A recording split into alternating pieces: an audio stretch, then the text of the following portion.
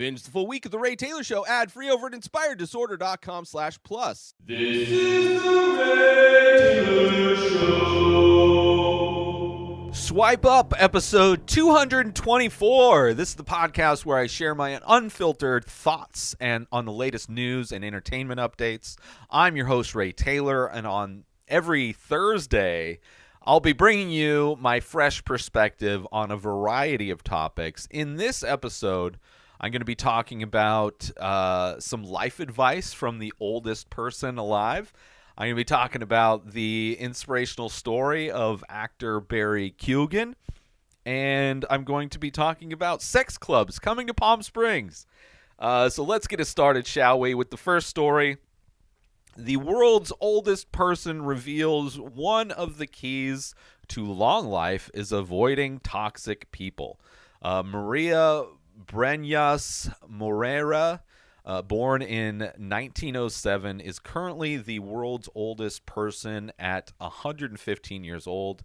Miss Morera became the oldest living human after the death of French nun Lucille Randon earlier this month, who was 118 years old. That is ridiculous to be that old.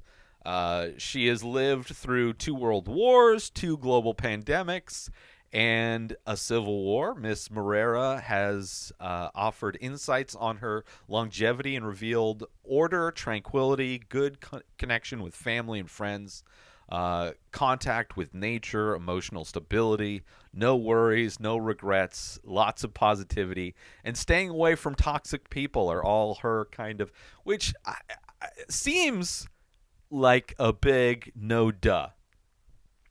Oh, just live a happy life connected to nature and good people. And it's like, if only life was that easy. If only life was that easy.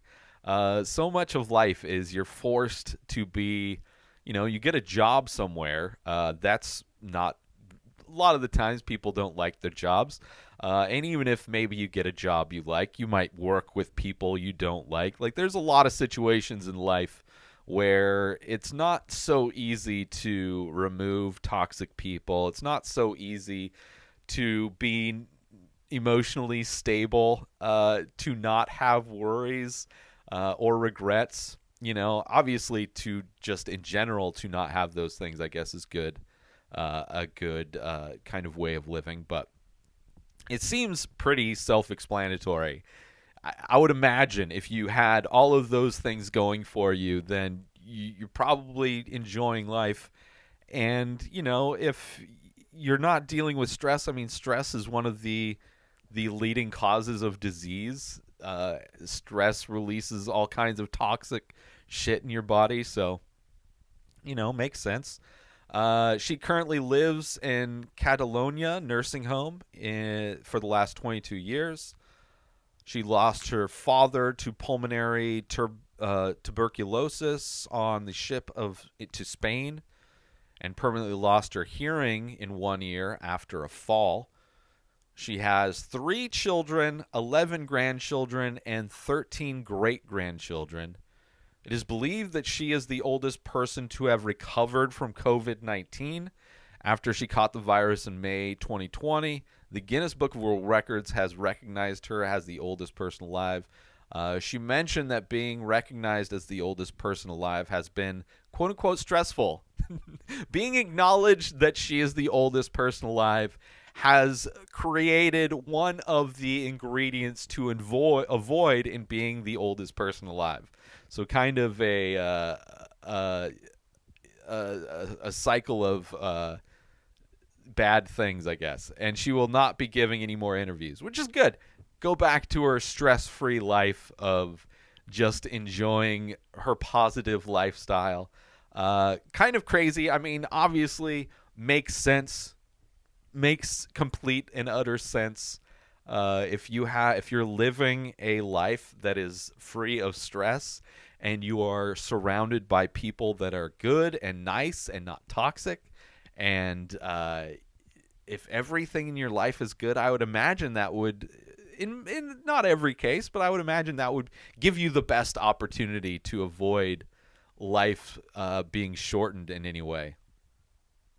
kind of crazy. Obviously, good advice. Good advice.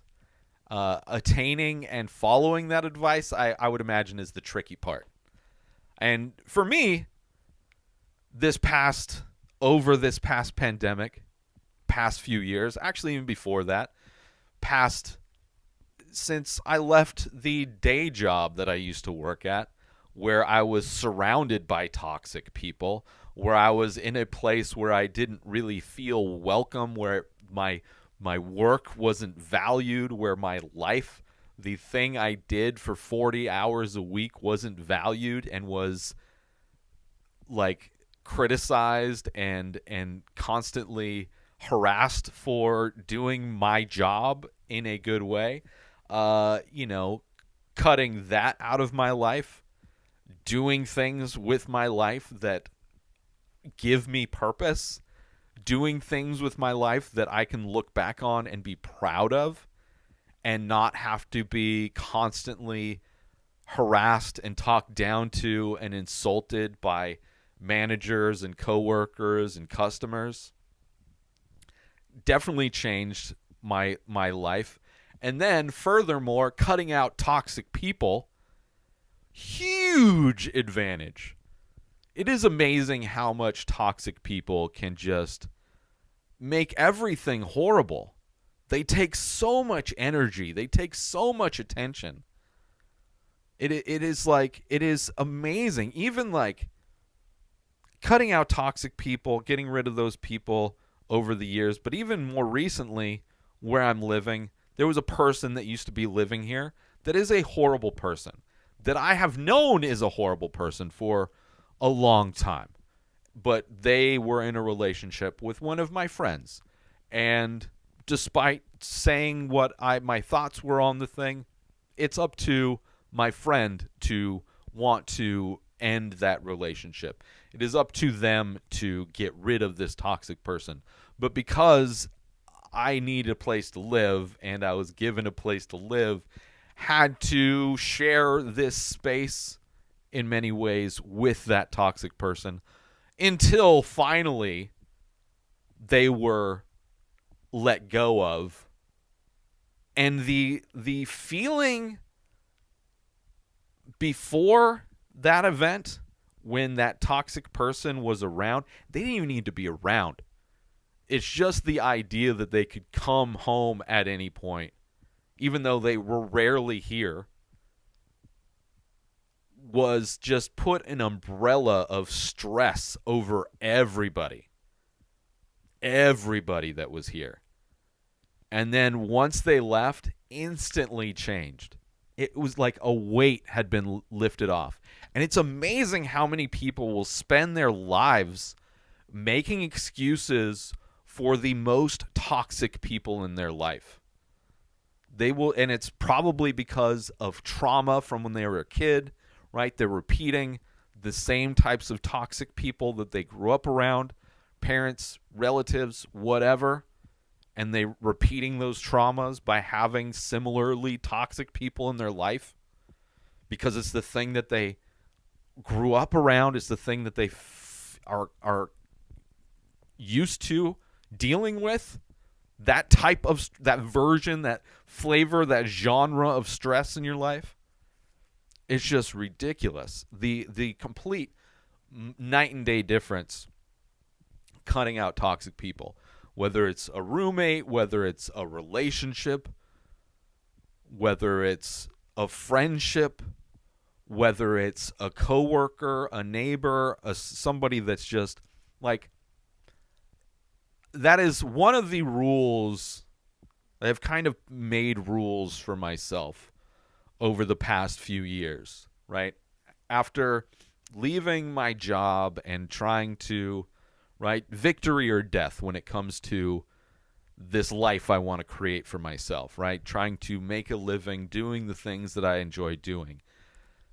I've made, kind of really restructuring my life from the ground up. And I've made like rules of things, and a lot more rules during the pandemic. A lot of rules, especially around 2015, 2016, when a certain person was running for presidency and really emboldened the worst kinds of people to be as loud as possible, right? Which those people are just continuing to be, right? And one of the rules is to just cut those people out completely. Cut not only those people, but people that are willing to support those kinds of people that are willing to make excuses for toxic people, that are willing to allow these people who just spread nothing but hate, that push like just delusional conspiracy garbage in order to justify their hatred, to justify their shitty attitude, to justify their selfishness. Like, cutting out those people directly, but also cutting out people that are willing to compromise with those people, willing to overlook their toxicity and to promote those kinds of people and to continue to give those people their energy. I cut those people out too. Very angry. And it's interesting how a lot of people have really been angry with me following these rules I set for myself in order to eliminate toxicity, to not only cut out the toxic people, but to go a little bit further and to cut out the people that enable the toxic people. Cut out the people that overlook the toxicity of people in order to justify whatever. So I guess in some ways I'm following this woman's advice. I wish it were that easy. I think it's a process of a lot of small adjustments and maintaining those rules, maintaining whatever boundaries you have set up, not allowing your life to be infested by negative people. And it's tough because you have to let go of people that you do care about. And you feel bad. Like, I feel bad for the people that I've cut out that are empowering and like just enabling these toxic people, right? I feel bad. I feel bad that they're stuck in this position where they feel they need to enable these people, where they themselves can't let go. But it's too close proximity. I need cut out. See ya. Bye. Hurts me, but in the long run, I feel better because it's that infected, that cancer has been removed, right? And they're an infected part, right? They're continuing to be infected by the cancer, and I can't change. They have to make their change on their own, but I don't want to be part of it as they decide to either make their change or to continue allowing this toxicity in their life. So, I don't know. Interesting, good words of advice, obviously, from the oldest person alive. You know. Let's take a quick break from this episode because I want to promote. Are you looking for a way to take your love of The Ray Taylor Show to the next level? Look no further than Inspired Disorder Plus. As a member, you'll get access to a whole host of amazing perks, including the full week of shows, ad-free in both audio and video versions, a live painting archive, early access to the many faces, members-only discounts and deals, a podcast back catalog with over 600 episodes. But that's not all. As a member, you'll get access to my personal blog as well as my creative writing. You'll also get the chance to ask me anything you want. With all of these benefits and more, Inspired Disorder Plus is a must-have for any fan of The Ray Taylor Show. So don't wait. Go sign up now. Head on over to inspireddisorder.com/plus and start enjoying all of the amazing perks of the membership. And now, let's get back to the show. Let's move on to another kind of a good story in some ways. From 13 foster homes to Oscar nominee, the inspiring story of Barry Keoghan. Every family was good to us, he says. Barry Keoghan's performance in the Banshees of Inisherin has received an Oscar nomination, a movie that I enjoyed, a character that I really enjoyed, a character that really I had a lot of love for. I love seeing him in the other movies that he's been in. which are like he's Green Knight, American Animals, Dunkirk, Killing of a Sacred Deer, which I haven't seen Killing of a Sacred Deer, but I know it's one that's on my list because the director that's one of these up and coming directors that likes to do interesting things with film, and so I'm a fan of this guy, and interesting to see his story. Keoghan played the role in the movie Dominic Kearney in the film, and deceptively sharp young man who played a crucial role in the story. Agreed. His childhood was marred by hardship, including his mother passing away and being placed in foster care. He developed his acting skills through school plays and watching films by sneaking into the cinema. In 2011, he landed a small role in a crime film called Between the Canals, and later studied at a local Dublin-based acting school. He has appeared in a variety of films and television shows, including Dunkirk, Killing of a Sacred Deer, Chernobyl. Have not seen that. Heard it's good. The Eternals. Have not seen that. Have not heard good things about that, but would be interested for not only his performance, see his performance in that, but also Kumail Nanjiani. I've heard, I like him as well. This is his first Oscar nomination, and it's seen as a capstone moment in his inspiring journey. It is likely not the last time he will be nominated for an Oscar. There was a deleted scene from the Batman, the most recent The Batman, of the Joker in Arkham Asylum. Amazing. He played the Joker in that amazing scene. Didn't even put it together until researching for this, that was like he's credited as like inmate in Arkham, but it turns he was which is an amazing deleted scene. I highly recommend checking it out if you haven't seen it. I would imagine if you're a fan of the Batman, you've seen it. It was kind of going around when that movie first came out last year. So definitely excited to see what he does. Crazy story, but also somebody that clearly knew what he wanted to do. And it is kind of surprising how easy it is to follow your dreams when you have nothing. When you have nothing to lose. Right? He had nothing. His family was gone. He was in foster care. Clearly had a passion for film, had a passion for acting, took opportunities, made the best of opportunities, tried to develop his skills in his craft, develop to get better. It's a journey for him to get better at being an actor, to follow his journey of being an actor.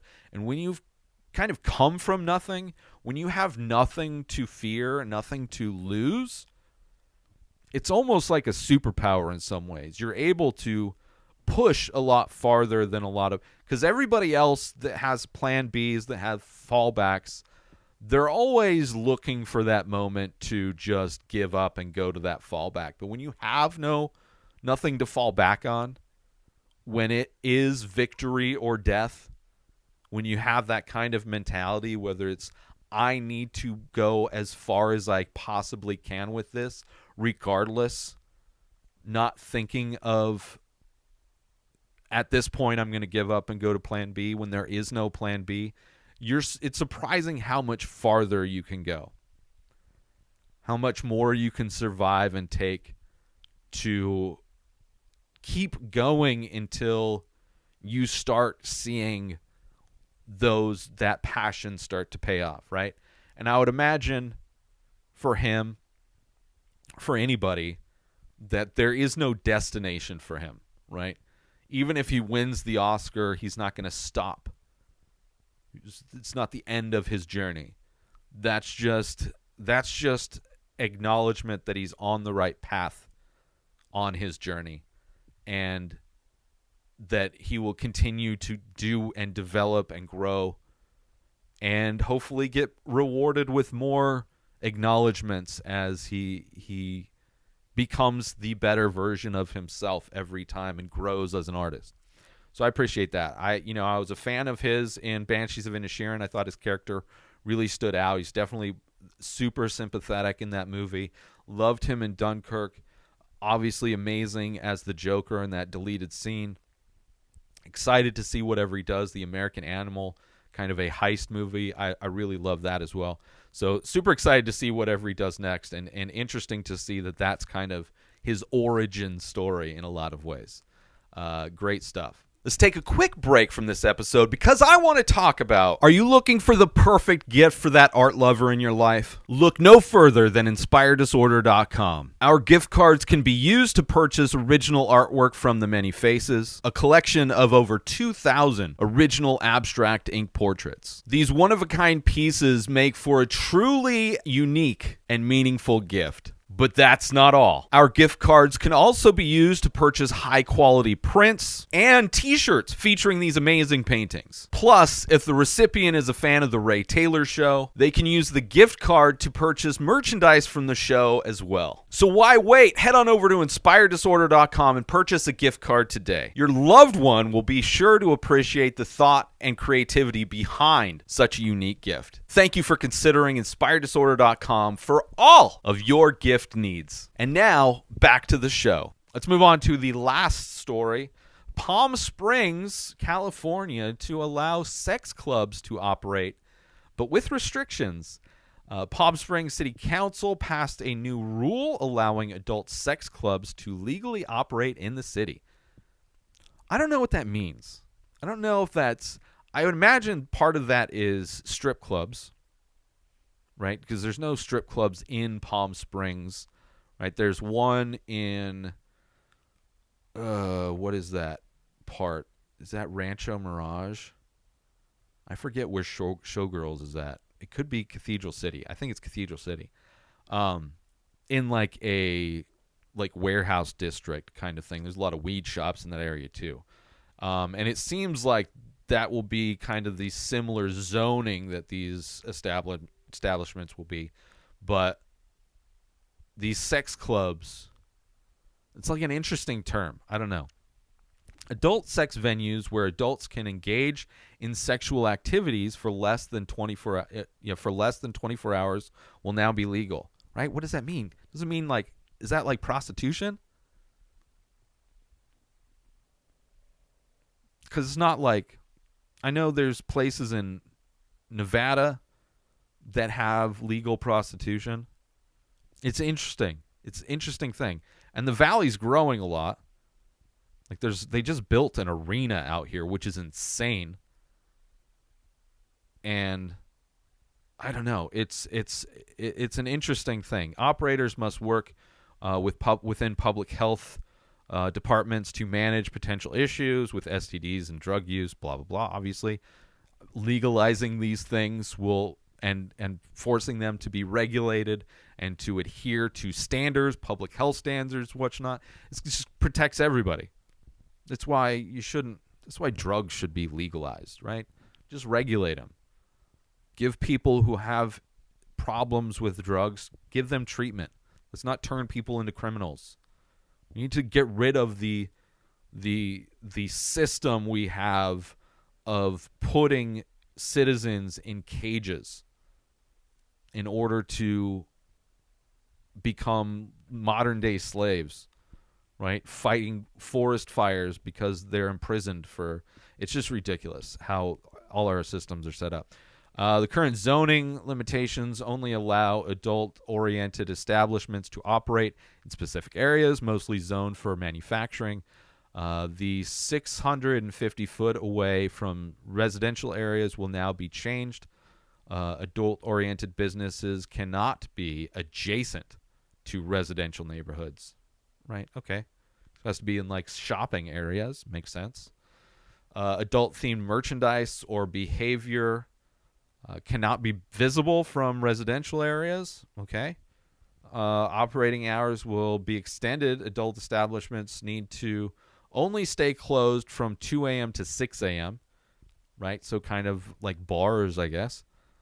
City Council delayed its vote on easing public nudity restrictions, partially on nipple exposure by women. and discussions were made over gender neutrality on the issue and the possible criminalization of public breastfeeding for women. That's just crazy. Men can show their nipples. Women can't show their nipples. It is like the amount of insanity that comes along with like religious fundamentalism that's in like all of our laws and so much of our country is just insane. It is insane. It is insane. Interesting. I don't know what that means. I'm not like, even if prostitution was legal, I mean, maybe there'd be a time in my life where I'm sure there's been moments in my life where if it was like available and legal and you know, like scheduling massage, then probably. And if it wasn't like the stigma wasn't around it, sure. Get that release. You know, I'm not in a relationship. You know, I don't really enjoy casual relationships. I don't do well in casual relationships. I get attached. I actually prefer having sex with somebody I'm in a relationship with. I enjoy sex way more with somebody I'm in a relationship with. It's far less stressful. And the emotions that are involved, regardless whether you're in a casual thing or not, like, I don't know. But if there was just like a business set up, yeah, I probably would utilize it, maybe, you know? I don't know. It's interesting. I'm not a big fan of strip clubs, though. Stopped going to those in my 20s. Just don't really have a desire. I remember one of the last times I went, I was just like, I didn't have money to spend, and I was really tired. And it's like just constantly being bugged by these strippers asking to get private dances. It's just like, I feel bad saying no, right? Obviously, like, I'm supposed to be there to spend money, but it's such a, the way that's, I don't know. It's just something that I haven't been into. Just haven't had a desire since my 20s. Fun in my 20s. Super cool, you know, super cool in my 20s. But, yeah, interesting to see. It is kind of cool that Palm Springs, despite there being a lot of right-wing fascists in the valley, usually during the winter months when people are here, like they own a house, they own property out here that they live some of the year out here, and then they go back to wherever they're from, right? So a lot of people with money have places out here, so they also bring a lot of the right-wing mentality. Palm Springs itself is like a major destination for LGBTQ, so much more, Palm Springs specifically, much more open to logic and reality, it seems. So just a story, when it came across my feed, I was like, oh, that's interesting. I want to talk about that. And I tried to look it up. The only information was on the local newspaper's website, which you have to pay. There's a paywall. So I didn't get to do much in-depth research on the article as I would have liked to do. But a very interesting thing. Don't really know what that actually means, what sex clubs mean, but it's cool, man. Let's do some shout outs and get out of here, shall we? Shout out to Pubbity, shout out to Jamie Lee Curtis, shout out to NBC Palm Springs, and most importantly, shout out to you. I want to thank you for tuning in to another episode of Swipe Up. I hope you enjoyed my thoughts and insights on the latest news and entertainment updates. I'll see you next Thursday for more unfiltered opinions and fresh perspectives. New episodes of The Ray Taylor Show come out every single day. Subscribe on YouTube and everywhere our podcasts are found. Binge the full week over at inspireddisorder.com/plus. Buy Ray Taylor Show merch over at inspireddisorder.com. Have a wonderful day, everybody. Peace out! Today is the day where you wake up and you realize that everything that you've been dreaming about, everything that you've been wanting, every goal and wish and hope that you've ever had can become real. Dreams can come true. What you manifest in your mind, you can bring to reality.